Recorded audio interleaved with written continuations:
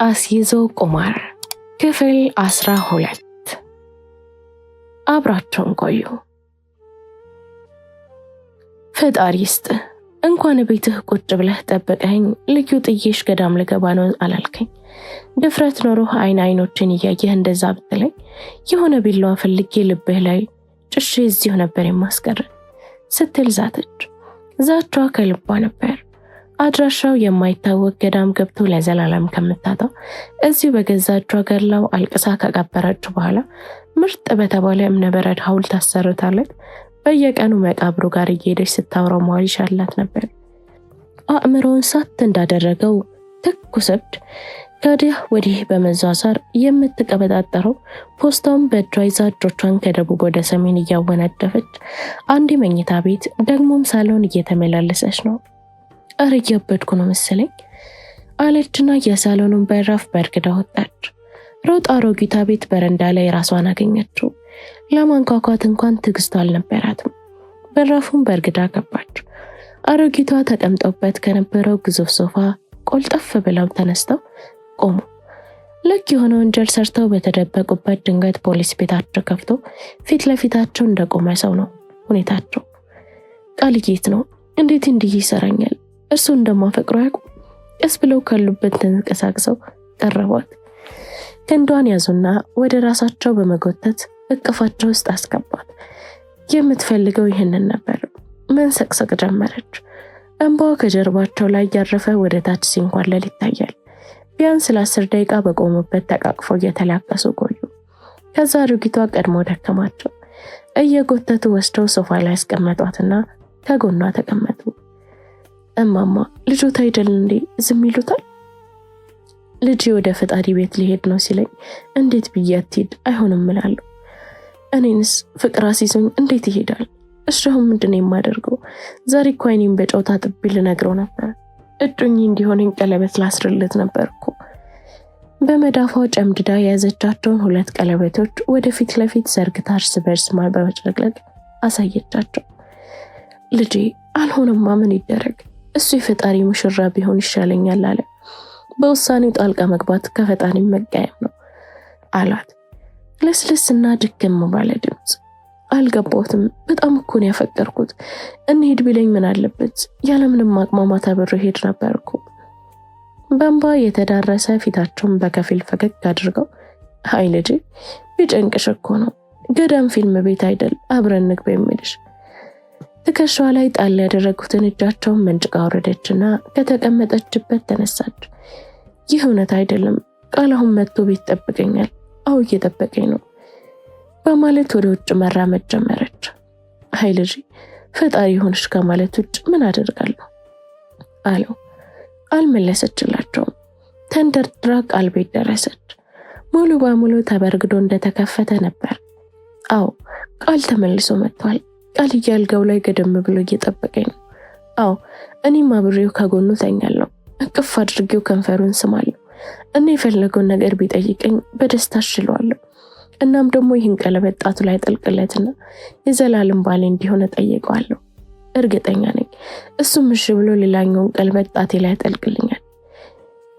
ይህን ሁሉ እየለፈለፈች የሳሎኑ በራፍ ጋር ቆማ የሚንበረከረከው ጉልበቷን ባለመተማመን ጎበኑን ጨምድዳ ይዛ ወደ ውስጥ ባዶን ኦናውን ሳሎን እያየች ነው። መቀባጠሯን ሳታቋርጥ ወደ ውስጥ ገባች። ልብም በሚቆራረጥ ፍራቻና አጥንት በሚከታተፍ ስቃይ የመኝታ ቤቱን በራፍ ገፋ አድርጋ በመክፈት አይኖቿን ወደ ውስጥ ላገች። ሁሉን ነገር ጥላው እንደወጣች ነው። ቃል የለም። ወደ ሳሎን ተመለሰች። ቃል ሰርቶላት የተደረደራቸው ምግቦች አጠገብ ተቀመጠች። እጇን ወደ ምግብ ዘረጋች። ልክ ምግብ ለሳምንታት በልቶ እንደማያቅሰው እርግጥ ቃልን ለማግኘት ስትቆንጀት ጊዜ ስላላገኘች ከነጋ ምግብ አልበላችም። እየተንገበገበች መብላት ጀመረች። ሲበቃት ደረቷ ላይ ጠቅልላ በወጣት ጨመላለቀችው። የሀገር ባህል ቀሚስ ላይ ወጥቶ ነክቶት የባስ ብሎ በወጥ የተጨማለቀ እጇን ጠረገችበት። 27,000 ብር የወጣበት ልብስ ግማሽ ቀን እንኳን ሳይለበስ ድራሹ ጠፋ። የታባቱ ቃልዬም ጠፍተል እንኳን ልብስ አለችና የውስኪ ጠርሙሱን አንድ ብርጭቆ ይዛ መሬት ያዘች። እዛው ሳሎን የቀኝ ግድግዳውን ተደግፋ በላይ የቀዳች መጋት ቀጠለች። ሩብ ያህሉ እንዳጋመሰች ጊፍቲ ትዝ አለቻት። ተንበርክካ በመንፋቀቅ የሄደች ስልኳን ካስቀመጠችበት አነሳችና ከፈተችው። በርከት ያሉ የተደወሉ ስልኮችና ሜሴጆች አሉ። ምን ያህል እንደደንዘዘች ማስረጃው ይህ ሁሉ ተደውሎ ስልኩ ሲንጫራ ላለመስማቷ ነው። ከሙዚቃው ጋር ደርባ ስትሰማ ቆየች። ሙዚቃ መስሏት ይሆናል። አሁንም ቢሆን ማን እንደደወለላት ለማየት ደንታ አልነበራትም። ስልኳን ፈለገችና ደወለችለት። አነሳቸው። ሄሎ ልዩ። አቤት። እቤት እንድትመጪ እፈልጋለሁ። የት ቤት ነው የምመጣው? ምን ሆነሻል? ቃል ቤት ነው ያሁኑ ነው። ልዩ ምን ሆነሻል? ቃል ሰላም አይደለም? ዓለም ተገለባብጧል። የገሃነም በሮች ተከፍተዋል። እምትመጪ ከሆነ ነይ። ጆሮዋ ላይ ጠረቀመችባት። ሰከንድ ሳትቆይ ጊፍቲ መልሳ ደወለችላት። ስልኳን ሙሉ በሙሉ አጠፋችው። ውስኪዋን እየተጋተች ሐሳቧን ወደ መቃዠጉ ገባች። ገዳም ገባሉን ደብረ ሊባኖስ። ነፍስ እየገደሉ ያማራል ወይ ነፍስ? ነፍስ እየገደሉ ከተማረ ነፍስ። እኔም ያው ሞትኩልህ፣ አንተም ተቀደስ። የትና መች እንደሰማችው የማታውቀው ዘፈን ግጥም ከነዚህማው በአእምሯ እያንቃጨለ አስቸገራት። የሰው ልጅ 7 ትሪሊየን ከሚሆኑ ህውሶች ተዋቅሮ የተገነባ ፍጡር ነው። በአሁኑ ጊዜ የዓለም ህዝብ ቁጥር 7 ቢሊዮን ገደማ ነው። ይህ ሁሉ ህዝብ አንድ ላይ ተጨፍልቆ ከአጥናፍና ዓለም አንጻር ከዋስ ያለፈ ቦታ የለውም። ግን ደግሞ ተአምር የሚያሰኘው አንድ ነጠላ ሰው አጥናፍ ዓለምን የሚያስስ ሰፊና ጥልቅ የሆነ ከመጠኑ ቢሊዮን ጊዜ በላይ የሚገዝፍ በአእምሮ ማሽነት የሚፈጠር ተሰነፊና ተስፈንጣሪ ምናብ ባለቤት ነው። ሰው ገራሚ ፍጡር ነው። ለዚህም ነው መሰለኝ ሩሚ አጽናፍ ዓለም በሙሉ በውስጥ ስላለ ብቸኝነት ፈጽሞ አይሰማህ ያለው። ከዝንተ ዓለም ውስጥ ተመዝነህ ወጥተህ ወደ ህይወት ለመምጣት በእናትህ ቅድስት ማህፀን ውስጥ ገብተህ ተብላልተህና በቅርጽና በመጠን ተስተካክለን መውጣት የግድ ይላል። ይህ ብቸኛው መንገድ ነው። እንደ ሙሐመድ ነቢይ፣ እንደ ኢየሱስ እግዚአብሔር ልጅ፣ እንደ ቡድህ ታላቅ መንፈሳዊ መገለጥ ላይ የደረሰን የበራልን ብንሆንም እንኳን ሌላ መንገድ የለንም። ሌላው ደግሞ በዚህ ምድር ቆይታ ላይ ሳለን አንዳንዶቻችን በፈጣሪ መንግስት እናምናለን። በዛም ማሻግረን ወደ ገነትን መግባት እንሻለን። ከዚህ በሚቃረን መልኩ ግን ከሞት መዳፍን ለማምለጥ ስንጥር ስንለፋ ይታያል። ሞት ማለት እኮ በሚመጣው ዓለም ወደሚጠብቅህ የዘላለም መኖሪያ ሾልከህ የምትሄድበት ብቸኛው በራፍ ነው። መዳረሻህ ገነትም ሆነም ሲኦል ወይም የዘላለም ጸጥታ ሞት መሸጋገሪያው ድልድይ ነው። እና እንዲህ ሞት የተነጠረ እውነት ከሆነ ፍራቻው ከምን የመነጨ ነው? እና እኔ በእርግጠኝነት ቃልዬን የማላገኝ ከሆነ ለምን እኖራለሁ? መድህኔም ለሱ ስላጥቼ ካሁን በኋላ ለሌላ ወንድ በምን ሞራል ቀልቤ በምን አቅም አፈቅራለሁ? ከምን ያህል የጊዜ ድንዛዜ ውስጥ እንደቆየች አታውቅም። የሳሎኑ በራፍ ተበርግዶ ሲከፈት ነው ከሀሳቧ ውስጥ በመከራ ይወጣችው። ጊፍቲ ከፊት መድህኔ ከኋላ እየተከተሉ ተከታትለው ገቡ። ነይ እንጂ ኑ ብያለሁ አለቻት። ያልጠበቀችውና ከነመፈጠሩም ጭራሽኑ ረስታው የነበረው መድህኔን ሳታዩ ብሶቷ በእጭፍ ጨመረባት። ጊፍቲም በራሷ ድንጋጤ ላይ ስለሆነች እሱ የምትለውን እየሰማቻት አይደለም። ጥያቄዋን አሽጎደጎደችው። እንዴ ምን ተፈጥሮ ነው? ቃልዬ የት አለ? አመመው እንዴ? ተንደርድራ አልፋ የመኝታ ቤቱን በራፍ ከፈተችና ወደ ውስጥ አየች። ባዶ መሆኑን ስታይ ወደ ልዩ ተመለሰችና ልዩ ንገሪኝ እንጂ ተጣልታችሁ? አሁን እሱ የት ሄደ? ዝም ብላ አየቻት። ሆዷ ወደፊት እየተገፋ ነው። በ3 ወር እንዲህ ያስታውቃል እንዴ ስትል አሰበች። ግራ ከመጋባቱ የተነሳ የማያሳስበው እያሳሰባት ነው። መድህኔ እጁን በደረቱ ላይ አጣጥፎ ግራ በመጋባት ዝም ብሎ ቁልቁል እያያት ነው። አሳዝነዋለች። በጣም ነው ያሳዘነችው። ስሯ ተንበርክኮ ወደ ደረቱ አስጠግቶ እቅፍ አድርጎ ቢያጽናናት ደስ ይለዋል። ግን እንደዛ ማድረግ አይችልም። ልዩ አረ በፈጠረሽ አናግሪኝ፣ በጭንቀት ልፈነዳብሽ ነው አለች ጊፍቲ። ቃል ከዛሬ ጀምሮ የለም ማለት ምን ማለት ነው? መልሱ መኝታ ቤት ግቢና አልጋው ላይ አለልሽ። ከተንበረከከችበት ተነስታ ተንደርድራ ወደ መኝታ ቤት ስትገባ መድህኔ ልጅን አለ። አንድ ነገር እንዳይሆንበት የተሳቀቀ በሚመስል ሰውነቱን አሸማቆና ፊቱን አጫማዶ አረ ማሪ ቀስ በይ ቀስ። ፖስታውን በእጇ እያገለባበጠች ተመልሳ መጣች። የመጨረሻ ስንብት ማለት ምን ማለት ነው? ተንዘረዘረችባት። ወይዘሮ ጊፍቲ ብታነቢው እኮ የምትፈልጊው መልስ ከውስጡ ታገኛለሽ። ከፈተችና ማንበብ እንደጀመረች እንደ ማዞር አረጋት። ተንገዳገደች። ተንደርድሮ ሄድና ክንዷን ያዛት። መድህኔ የልዩ የድሮ ፍቅር ቃልን የማታገኝ መስሏት ከሌላ ሴት አሳልፈ የሸለመችው የልጅነት ጓደኛዋ፣ የረጅም ዘመን ፍቅረኛዋ እየጎተተች ወስዳት ወንበር ላይ ያስቀመጣት። ለማንኛውም ብሎ ልክ እንደ ባለስልጣን ጋርድ ከጎኗ በተጠንቀቅ ቆመ። እንደምንም ብላ ማንበቧን ቀጠለች። ልዩም መጠጧን እየሳበች እየተከታተለቻት ነው።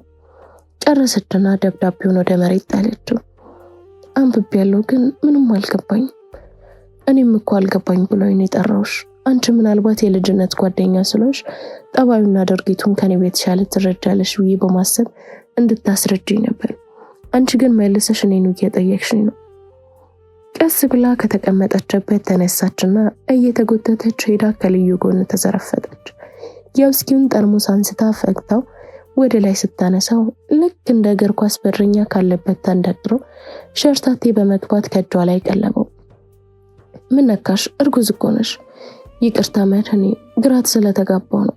እንዴት ነው ቃል ህይወትን ጥሎ ስራውን ጥሎ አባትን ጥሎ እኛን ጥሎ ገዳም ይገባው? ገዳም መግባት ምን ማለት ነው? የመለሰላት የለም። መድህኔ ከሁለቱም ፊት ለፊት ቆሞ በጭንቀት እየተፈራረቀ እያያቸው ነው። ምን እየተሰማው እንደሆነ ልብ ውስጥ ገብታ ማንበብ ብትችል ደስ ይላታል። የድሮ ፍቅረኛውና የአሁኑ እጮኛው ሌላ ወንድ ጥሎን ገዳም ገባ በሚል ሰበብ ስብርብር ብለው እንዲህ ሲነፋረቁ በጣም ከባድ ነው። የኔ ፍቅር በቃ አንተ ወደ ራስህ ሂድ። እንዴ ጥያችሁ ነው? ግድ የለም ሂድ። እኛ ምንም አንሆንም። እውነቷን ነው። እንደውም ብቻችን ብትተውን ውለታ እንደዋልክልን የምንቆጥረው አለችው። በቃ የሆነች አጭር ስብሰባ አለችብኝ። እሷ እንደጨረስኩ ተመልሼ እመጣና ወስዳቸዋለሁ። ሚስትን መውሰድ ትችላለህ። እኔ ግን የማድረው እዚህ ነው። ባይሆን ለማይደውለው የሆነ ምክንያት ስጣትና እንደማድር ነገርልኝ። እኔም እሷን ጥያት ስለማልሄድ ለዛሬ ተወን፣ ከፈለግነህ እንደውልልሃለን አለችው ጊፍቲ። ካላችሁ እሺ፣ ስልክሽ ግን እንዳይዘጋ ቻው። ቀር እያለ ወጥቶ ሄደ። የእግሩ ኮቴ መራቁን አረጋገጠው። ሁለቱም የተነጋገሩ ይመስል እርስ በርስ ተቃቅፎና እየተነፋረቁ ማልቀስ ቀጠሉ። ልክ የጋራ ቅርብ ዘመዳቸው ሞቶ ተረተውን የሚመስለው። በጣም አፍቅሬው ነበር እኮ አለቻት። አዎ ጠርጥሬ ነበር፣ በጣም አዝናለሁ። እሺ አሁን ምን ይሻለኛል? እንዴት ነው የማደርገው? እኔ አላቅም ይሄን ማር።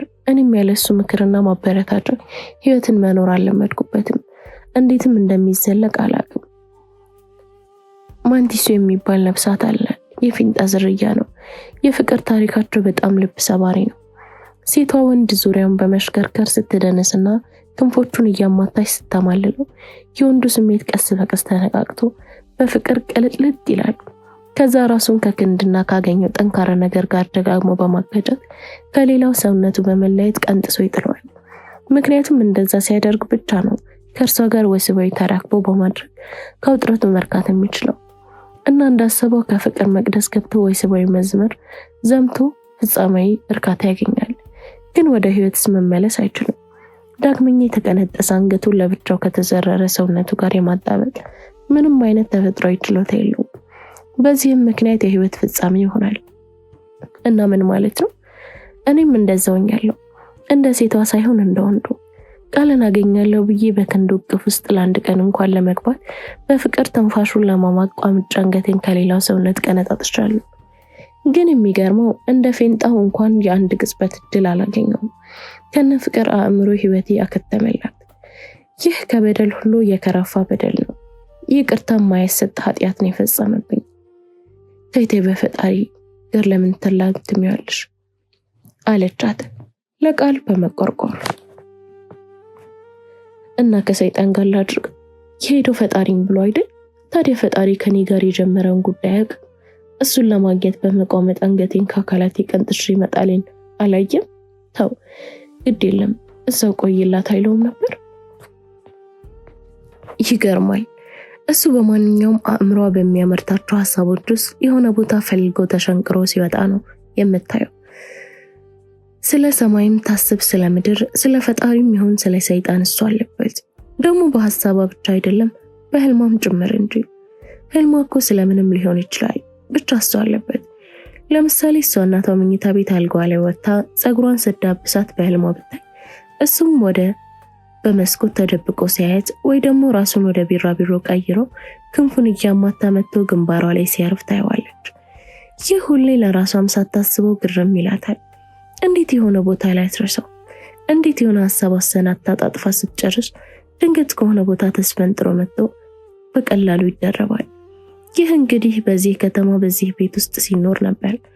አሁንስ ሁሉን ነገር ጣጥሎ ከሄደ በኋላ ምንድነው የምትሆነው? የቀንም ሆነ የሌት ህልሟ እንደሆነ ይቀጥላል። ከቀጠለስ እንዴት ልትቋቋመው ትችላለች? እጇን ዘረጋችና አጠገቡ የተኛችውን የጊፍቲን ሆድ ላይ በቀጥታ አሳረፈች። ጊፍቲም ከትራሷ ገልበጥ አለችና ፊቷን ወደ ራሷ ዞራ በሐዘኔታ አየቻት። ምን አለ እኔም እንዳንቺ ለቃልዬ አርግዤ ቢሆን ማለት ልጅ አስረግዘኝ ጥሎልኝ ቢሄድ። እኔም አንድ ነገር ልንገርሽ። ምንድነው ንገሪኝ? የቃልዬን እስከ ወዲያኛው ጥሎኝ መሄድን ስሰማ ወደ ውስጥ ከመጣ የጸጸት ሐሳብ አንዱ ምን አለ ይህ የጸነስኩት ልጅ የቃልዬ በሆነ የሚል ነበር። እርግጥ መተኔ በጣም ጥሩ ኃላፊነት የሚሰማው መልካም አባት እንደሚሆን አውቃለሁ። እሱን ስላገኘሁም ራሴን እንደድለኛ ነው የምቆጥረው። የልጅነት ህልሜንና የዘመናት ፍላጎቴን ሁሉ ሊያሟላልኝ የሚችል ሰው ነው። ግን መተኔን የማፈቅርበት ጥልቀት የኩሬ ያህል ሲሆን የቃልዬ ግን ውቅያኖስ አይነት ነው እና ለዛ ነው እንደዛ ልመኝ የቻልኩት። ዝም ብዬ ፈዛ አየቻት። ይህን የተናገረችው ከቀናቶች በፊት በሰላሙ ጊዜ ቢሆን ኖሮ በእርግጠኝነት ልዩ አንገቷን ፈጥረቃት ልትገላግላት ሁሉ ትችል ነበር። አሁን ግን ያን ማድረጉን ብቻ ሳይሆን እንደዛ አይነት ስሜት ማስተናገዱን ጥቅም አልባ መሆኑን ተረድታለች። በዛ ላይ በመንፈስም ሆነ በስጋዋ ደንዝዛለች። ግን ቃልዬ እኔን ሁሉ ዓመት ሳታረግሽ እንዴት በዚች በጥቂት ወራት ከመድህኔ ልታረግሽ ቻልሽ? ከቃል ጋር በትንፋሽ ነው ማረግሰው ማለት እኔና ቃል እኮ ሲፈጽመን አናውቅም ማለት ብዙ ቀን እኮ እሱ ጋር አድረሽ እንደወጣሽ ሲያደክመኝ እንዳደረ ምናምን እያልሽ ስትጎርርብኝ ነበር።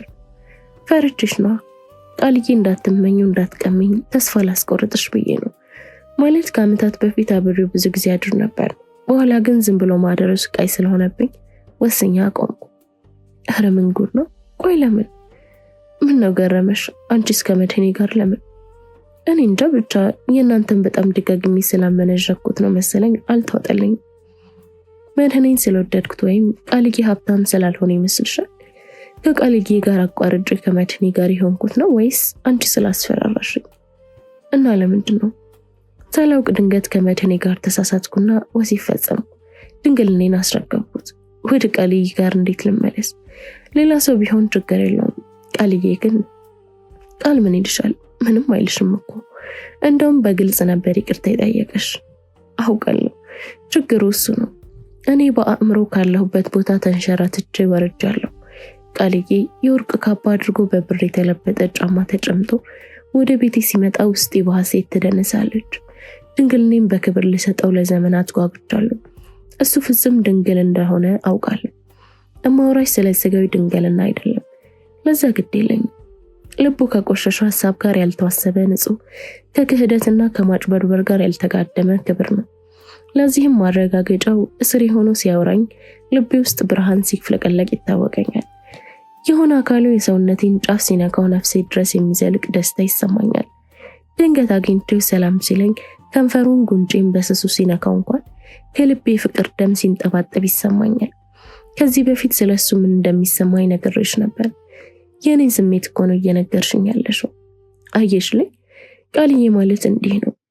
ሁለት ሴቶችን ጫፋቸውን ሳይነካ በተመሳሳይ የእብደት የሚመስል ስሜት እንዲያፈቅሩት ማድረግ የሚችል የተለየ ሰው ነው። እሱ ለኔ መስታወቴ ነው። ፊት ለፊት ተቀምጦ በተመስጦ ሳየው በጥልቀት ርቄ እሄዳለሁ። እያንዳንዷን የልጅነት ጊዜን በመልሰት አስታውሳለሁ።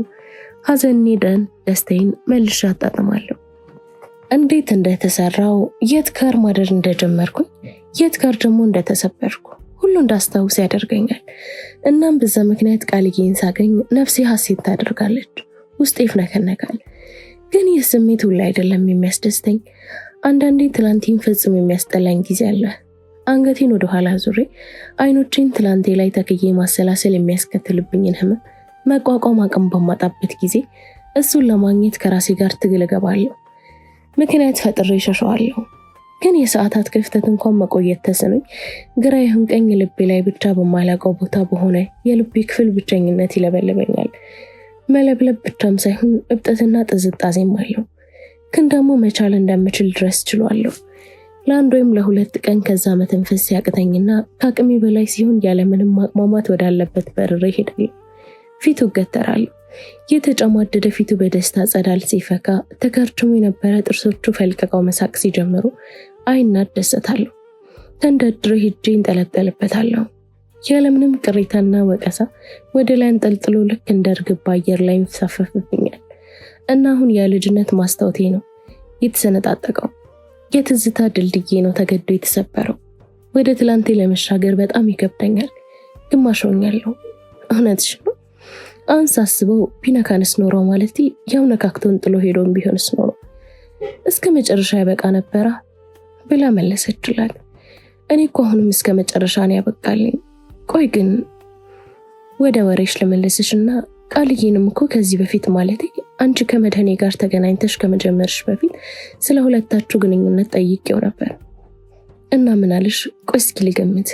ያውኔ ጥንከር አድርጌ ነገርኩሽ፣ እስሎ ለስለስና ሻፈንፈን አድርጎ ነገረሽ።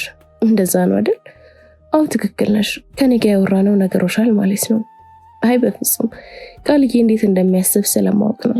ስለሱ ሰዎች ሲጠይቁኝ እስከ መጨረሻው እንደምገደድ ስለሚያውቅ ከኔ ጋር የተጣረዘ ወሬ ነግሯቸው እኔ እንዳይታዘቡኝ ስለሚፈልግ ነው ከኔ ጋር ተመሳሳይ ወሬ የሚያወራው ብላ አስገረመቻት። ክፍል 13 ይቀጥላል። ላይክ፣ ሼር፣ ሰብስክራይብ በማድረግ ቤተሰብ ይሁኑ።